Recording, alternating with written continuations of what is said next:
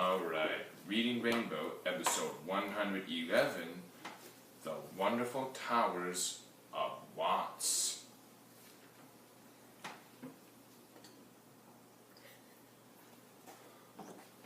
A lot of people thought old Sam was crazy. Old Sam's real name was Simon Rodia. He had come from Italy as a young man and spoke with a thick accent. He bought a little bungalow in Watts, a poor neighborhood in Los Angeles. He baked his bread in an outdoor oven he had made, just like the oven his mother had used in the old country. Sometimes he was friendly and smiled at people. Other times his thoughts seemed far away, and he would speak to no one. Old Sam worked as a laborer at Taylor's Tile Company. Every evening, he got off the streetcar carrying a large burlap sack of broken-colored tiles. What's old Sam gonna do with those? People said. On weekends, old Sam walked down to the vacant lot by the railroad tracks and collected things that people thought were better thrown away. He brought home Blue Milk and magnesia bottles, broken bits of colored pottery, even pieces of broken mirrors.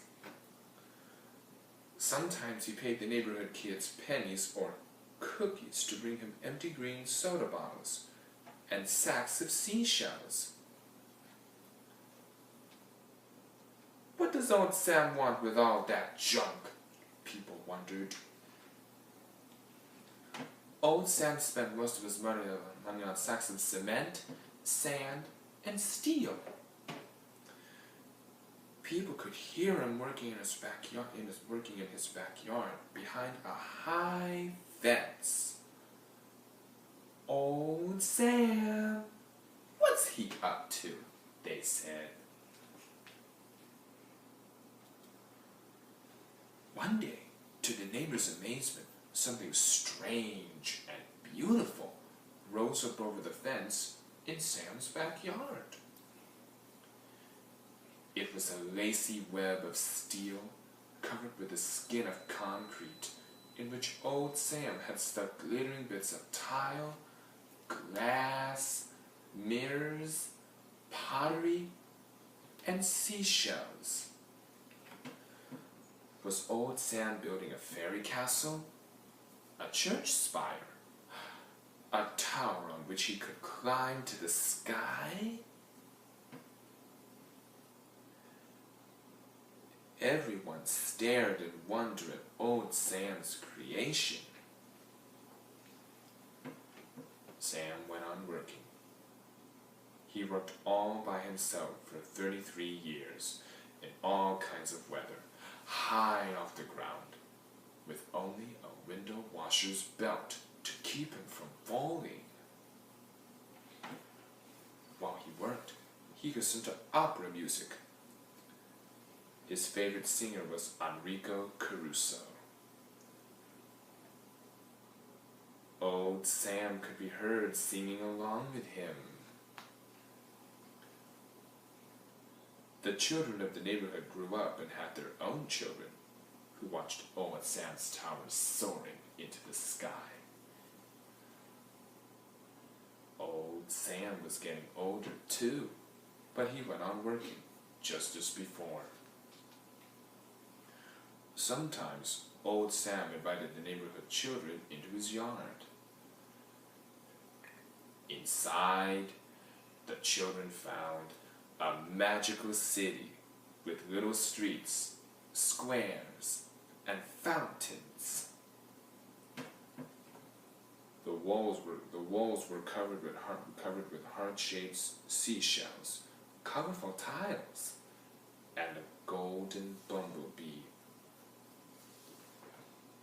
stuck into the cement were all sorts of curious objects, which Old Sam had collected over the years. A teapot spout, cowboy boots, a horseshoe. Newspaper reporters heard about the towers and came to see them. "What do they mean?" they asked him. Old Sam just smiled. "Where are your plans?" they said. Old Sam pointed to his head.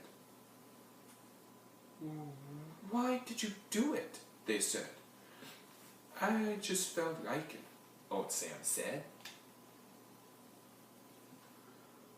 One day, when Sam was 80 years old, he gave the key to his house to a neighbor and went off to live near his relatives in another city. It was the last time he saw the towers. He never came back again.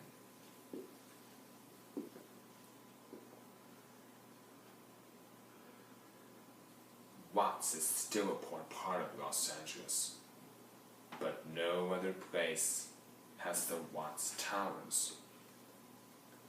And every year, people come from all over the world to marvel at Old Sam's crazy dream. The end.